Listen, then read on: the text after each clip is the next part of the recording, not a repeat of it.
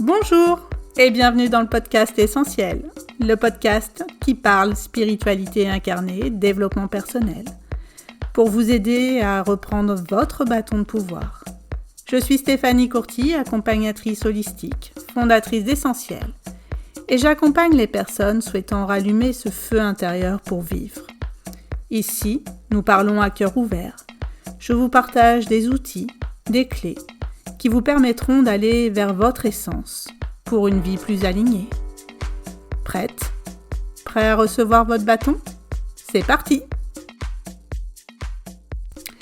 Bonjour et bienvenue dans ce nouvel épisode du podcast Essentiel, un podcast un peu en mode été, on va dire, où j'avais envie de vous partager une réflexion que j'ai eue.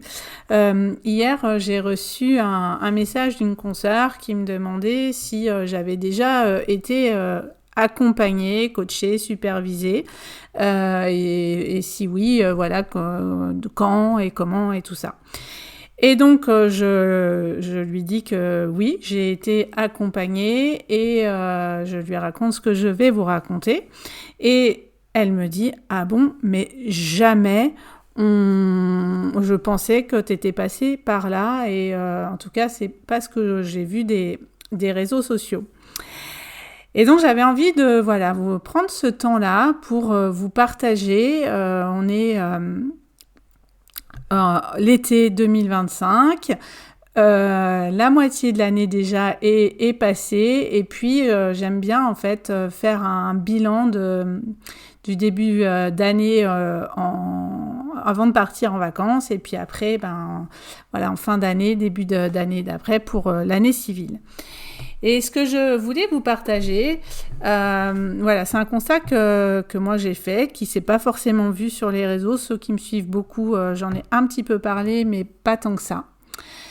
Je suis arrivée fin 2024 dans un état d'épuisement, plus, limite burn-out, en ne trouvant plus de plaisir.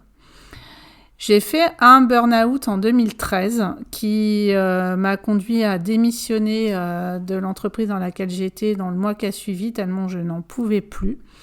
Donc, je connais en fait mes signes physiques et énergétiques du burn-out. Si je reprends fin 2024, j'ai des événements dans ma vie perso, sphère amicale, compliquées émotionnellement à gérer pour moi.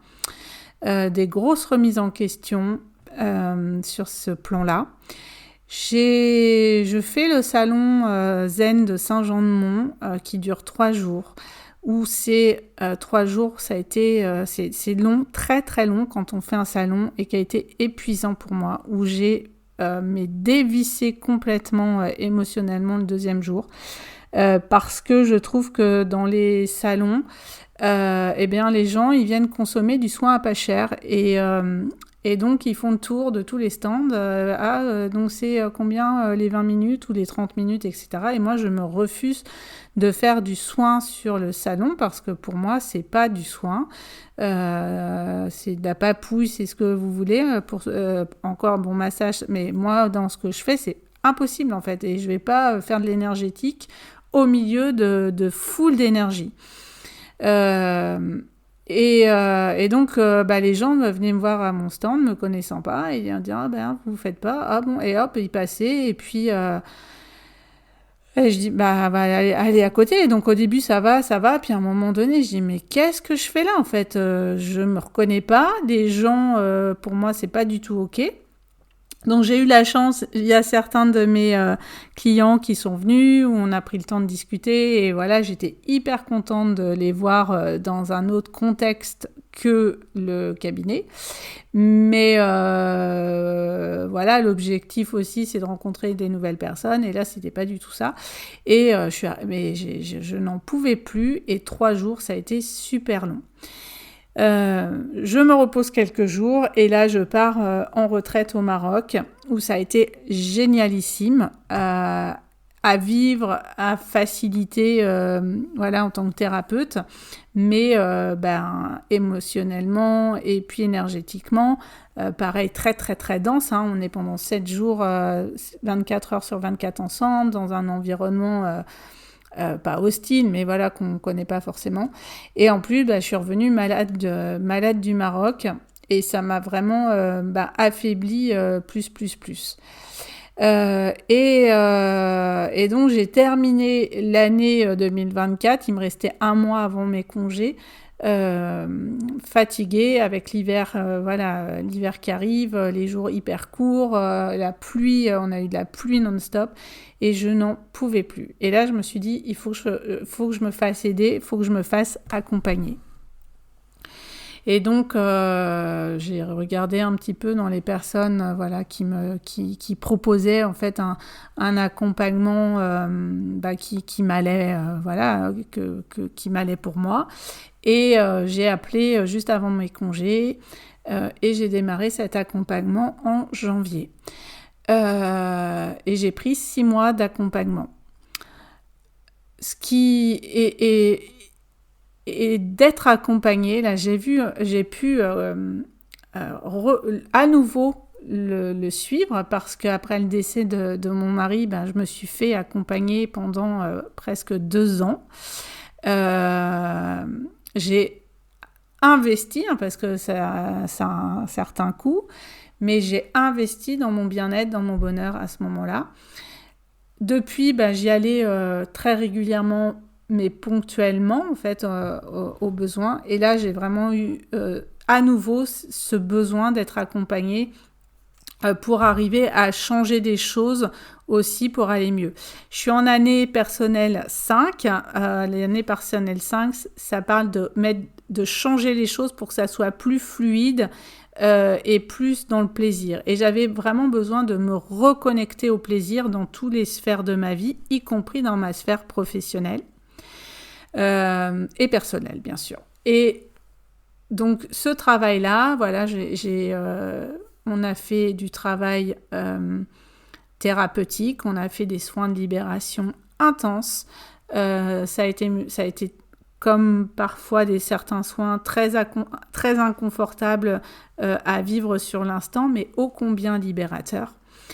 Et puis surtout, il y avait donc un groupe WhatsApp d'ouvert avec cette thérapeute, dans lequel j'ai eu un soutien dans des moments de doute, dans des moments où ça n'allait pas, dans des moments où j'étais down, et j'ai été vraiment en montagne russe sur ces 6 premiers mois, avec des moments de plaisir, d'envie d'y aller, etc. Et d'autres moments, j'avais qu'une envie, c'était de rentrer dans ma grotte et tout arrêter, et de me reprendre un boulot de salarié, et puis de secrétaire sans responsabilité. Et on ne parle même pas de reprendre un boulot de cadre, mais vraiment pour n'avoir rien à gérer, enfin voilà. Et puis très vite, hop, l'envie, le plaisir reprend, et puis hop, c'est reparti. Ça a été un peu up and down comme ça. Mais ça m'a permis en fait d'aller puiser au fond de moi ce que j'avais vraiment envie, de ce que j'avais envie de proposer, de ce qui résonnait encore dans mes accompagnements ou pas, de remettre à jour ma carte de soins, ma façon d'accompagner aussi. Et ça a été une posture aussi à changer pour moi, qui a été pas évidente au début, c'est-à-dire avant vous aviez toutes mes soins que je proposais, et puis vous choisissiez l'hypnose ou le soin métamorphique ou tel soin. Sauf que des fois en fait les gens prenaient tel soin, et puis quand ils arrivaient, je dis non, en fait clairement c'est pas ce soin là qui serait le plus adapté pour eux, etc. Et puis j'avais aussi beaucoup de personnes qui venaient entre guillemets en touriste thérapeutique. Et posez-vous la question, vous auditeurs qui écoutez, est-ce que vous investissez dans un thérapeute, ou en fait vous allez voir un thérapeute qui fait ci, et puis un autre qui fait ça, et puis un autre qui a tel outil, etc. Et en fait papillonner d'outil en outil, thérapeute en thérapeute, sans aller en profondeur, parce que quand on change de thérapeute, on reprend au début à chaque fois, parce que le thérapeute ne vous connaît pas, et qui a besoin très très très souvent, dans 90% des cas, d'autres séances pour aller au fond en fait des choses, et aller libérer vraiment en profondeur. Et ça, j'en avais marre en fait d'avoir ce type de personnes en fait qui pouvaient venir des fois. Alors heureusement pas la grosse majorité, mais qui arrivaient en mode je cherche une sauveuse ou alors je viens juste voir ce que c'est. Et pour moi, j'ai fait un épisode sur le bâton de pouvoir, c'est pas ça en fait, reprendre son bâton de pouvoir. Et j'avais vraiment envie d'avoir des personnes qui venaient au cabinet pour reprendre leur bâton de pouvoir que je pouvais réellement accompagner. Avec les outils que j'ai et que je sais lesquels sont le plus adaptés. Et donc, voilà, j'ai changé aussi cette posture-là, de dire, les gens viennent à moi et maintenant, je choisis l'outil qui, pour moi, leur correspond le mieux. C'est moi la professionnelle, c'est moi qui connais par cœur mes outils et donc qui sait. Et j'ai mis en place les fameux accompagnements. Comme les accompagnements j'ai pu bénéficier avec cette personne-là, et voilà, je les propose vraiment dans un but d'accompagnement de libération thérapeutique et avec un soutien entre les séances. Et tout ça, on est venu aussi à parler des tarifs, des prix qui étaient pas alignés entre la durée des soins, ce que je donne pendant les soins, en dehors des soins, les séances d'hypnose que j'envoie, etc. etc. Et donc, voilà, j'ai revu en fait toutes les bases. Et pour revoir toutes ces bases, pour aller en profondeur et aller libérer aussi les points de blocage, il a fallu que je me fasse accompagner par une personne. Et en fait, j'avais à cœur de vous le partager aujourd'hui parce que ma consoeur qui m'a dit hier, en fait, ça me fait du bien de t'entendre dire que t'es comme tout le monde parce que des fois, quand tu partages sur les réseaux, ça a l'air de tout roule, tout va bien et tout ça. Et en fait, ça me rassure de savoir que tu passes aussi par des phases de doute, des phases de down, des phases de questionnement et tout ça. Et oui, on y passe tous et ce qu'on voit sur les réseaux sociaux, c'est ce qu'on montre. Je partage de temps en temps des moments down, pas tout le temps, et il faut tomber dessus aussi parce que c'est parfois en story. Et donc tout le monde n'est pas tout le temps sur les réseaux et heureusement. Mais en fait, tout le monde est en montagne russe et ce début 2025, d'autant plus, il a été hyper chargé énergétiquement au niveau de l'astrologie aussi. On a vécu, on est encore là en juillet en train de vivre des trucs de fou. Et donc, ça vient nous chercher en fait dans nos peurs, dans ce qui a encore besoin d'aller libérer au niveau émotionnel, au niveau énergétique, avec des nuits qui peuvent être entrecoupées, des sommeils compliqués, etc. Et que à un moment donné, quand on sent qu'on ne peut pas y arriver seul, il faut savoir oser demander de l'aide et avoir l'honnêteté de se dire que ce n'est pas en une séance que je vais régler des peurs, des blessures, à les libérer, etc. Et que ça demande du temps. Et que quand on fait un soin, le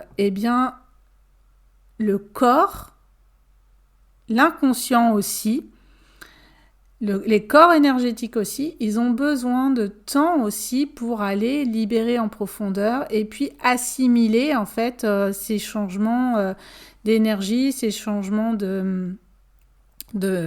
qu'on opère à l'intérieur, de refaire d'autres connexions neuronales, tout ça, ça demande du temps et on peut pas dire hop, je vais me libérer et puis pouf là, en un mois et demi, ça va aller mieux. Donc c'était pour vous amener la réflexion de vous dire, vous qui m'entendez, si tout va bien, tant mieux, mais pour ceux qui c'est up and down, de vous dire, est-ce que j'investis vraiment dans mon bien-être ?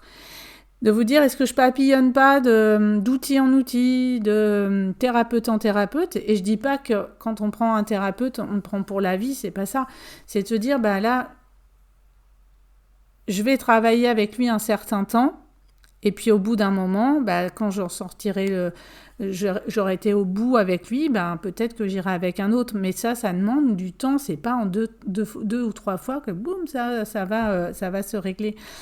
Après le décès de mon mari, J'ai travaillé plus d'un an, presque un an et demi avec la même thérapeute. Et puis au bout de ce temps-là, elle m'a dit, écoute, on a fait le tour ensemble.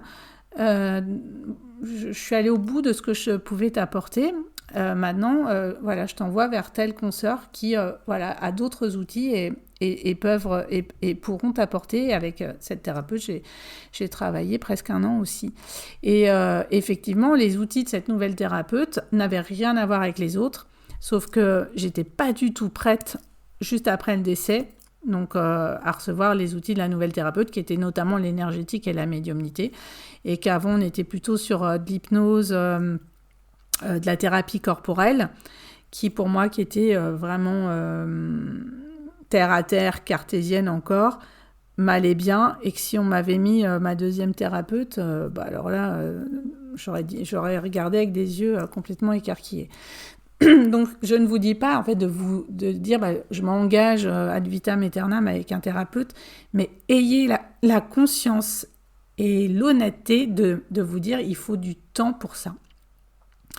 Et tout ça, bien sûr, ça demande un investissement, de l'investissement, que ça soit de l'investissement financier, bien sûr, parce que tout ça, ça a un coût. De l'investissement de soi, de se dire je reprends mon bâton de pouvoir et j'y vais. De l'investissement de temps, parce qu'il y a du temps pendant les séances, mais parfois les thérapeutes peuvent vous donner des choses à faire, du temps, de vous dire de vous octroyer aussi des temps de repos, des temps yin, etc. Donc ça, c'est du temps aussi. Donc ça demande de l'investissement. Mais une fois qu'on s'engage dans cette voie, mais quel bonheur en fait! Ouais, là, je suis passée par des phases de doute, des phases pas faciles, des phases où clairement le fait de tout changer, tout réaligner au niveau de ce que je pouvais proposer au cabinet, c'est venu perturber la prise de rendez-vous, parce que les gens ils se disent qu'est-ce qui se passe, ils attendent de voir, etc. Donc il y a eu un gros creux avant que ça reparte à fond, mais le creux, il faut le gérer. Que ça vient bouger les lignes aussi dans la famille avec le conjoint ou conjoint, où il peut y avoir des moments de friction parce qu'il y a des prises de conscience, des changements énergétiques. Donc, il faut que tout le monde se réaligne. Mais là, je pars en vacances la semaine prochaine. Eh bien, mais ça n'a rien à voir avec l'état dans lequel j'étais en décembre. Là, j'ai plein de projets pour la rentrée, je suis dans le plaisir, le kiff, autant sur la sphère pro que sur la sphère perso. Et ça, c'est grâce à cet engagement que je me suis pris en fin d'année, de me dire, là j'ai besoin de me faire aider, parce que je sais qu'il faut que j'opère des changements, mais je ne sais pas lesquels, je sais que j'ai des blocages, mais j'y arrive pas toute seule. Et là, j'ai fait le choix de continuer à me faire superviser tous les mois. Donc c'est pareil, c'est un investissement temps et financier. Mais pour moi, c'est vraiment primordial pour ma santé mentale, ma santé physique, ma santé énergétique. Et que je ne veux plus que tout ça soit mis au deuxième plan. Voilà, donc c'est vraiment un épisode bilan voilà pour moi, mais pour vous amener aussi des pistes de réflexion, de vous dire où vous en êtes vous dans tout ça, comment est-ce que vous êtes votre priorité ou pas, est-ce que vous vous octroyez cette possibilité-là, et puis de vous amener en tout cas en réflexion sur tous ces sujets-là. En tout cas, en attendant, profitez de l'été, profitez des énergies de l'été, kiffez, faites le plein de soleil avant qu'on repasse tranquillement en automne, en septembre. Et au plaisir de vous retrouver la semaine prochaine. Comme d'habitude, vous pouvez mettre des commentaires. J'ai beaucoup de messages aussi en privé. Osez m'envoyer des messages si vous avez des questions, des interrogations. Et puis Et bien sinon, on se dit à la semaine prochaine. Belle journée!